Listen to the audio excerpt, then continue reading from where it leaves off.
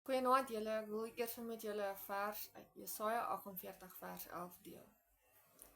Terwille van myself en daarom alleen doen ek dit. Ek laat my naam nie oneer aandoen nie. Ek gee die eer wat my toekom aan niemand anders nie.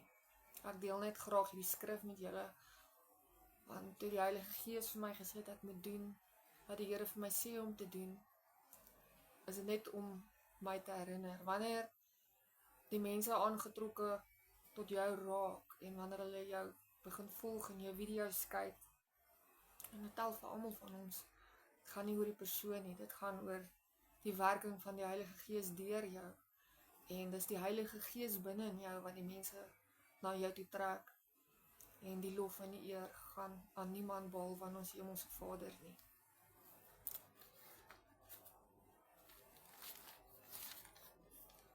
Vanaand se boodskap kom uit Psalm 76 vers 11. Ook die woede van 'n mens dien u lof. Self die laaste reste van die woede gebruik u in u diens.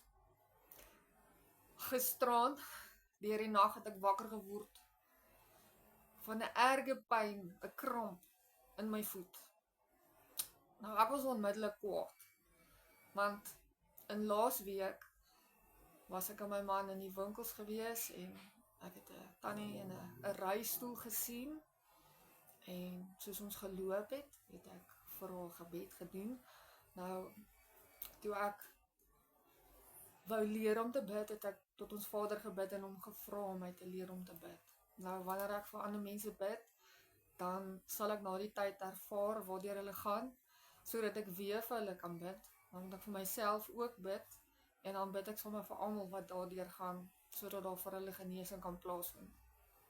Nou, ek het alles gedoen in daai week wat ek geweet het wat om te doen. Ek het nagmaal gedoen, ek het repent, ek het my voet gesalf met olie en ek het gebid, en ek het salf gesmeer en dit het nie gewerk nie, en laas Dinsdag was ek vir die eerste keer by die kerk se young adults, en ek het 'n leier genader en haar gevra om vir my te bid, en sy het vir my gebid, en sy het vir my gesê wat die Heilige Gees aan haar bekend gemaak het, dat ek 'n oop deur het, so toe het ek bevryding gedoen, toe ek by die huis, die volgende oggend eers het ek bevryding gedoen, en toe het my voet beter geword.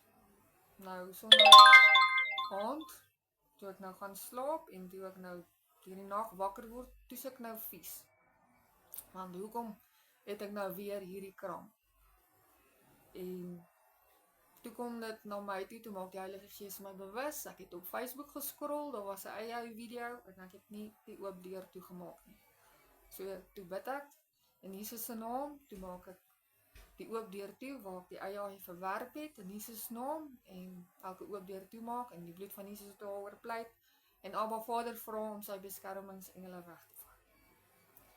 En soos almal weet, as jy mos nou maar wakker word, dan wil jy jou blaas leeg maak, en my blaas gaan lees maak, en toe ek so sit, toe so kwaad, en toe begin ek te bid, en ek sê in Jesus naam, gaan my voet nou gesond word, want deur Jesus Christus se wonde aan die kruis is ek genees.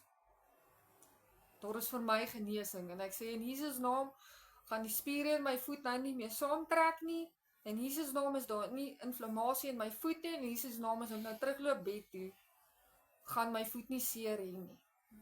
En wragtig toe ek daar opstaan, toe ek in die bed kom klim, toe is my voet fine. So toe vanoggend, toe ek wakker word, toe salf ek weer my voet met olyfolie, waaroor ek die naam en die bloed van Jesus pleit, en ek smeer salf, en die hele dag, as ek gevoel het, daar wil net iets kom, en sê ek nee, in Jesus naam is my voet nie seer nie, my voet gaan nie weer styftrekkings kry nie in Jesus naam. So hier sit ek, en ek het nog nie 'n kramp gekry nie. So al die lof en al die eer behoort aan die Here. So ja, ek vind dit so 'n bietjie grapperig, want deur mense woede kan mense ook bid. Mens kan ook bid.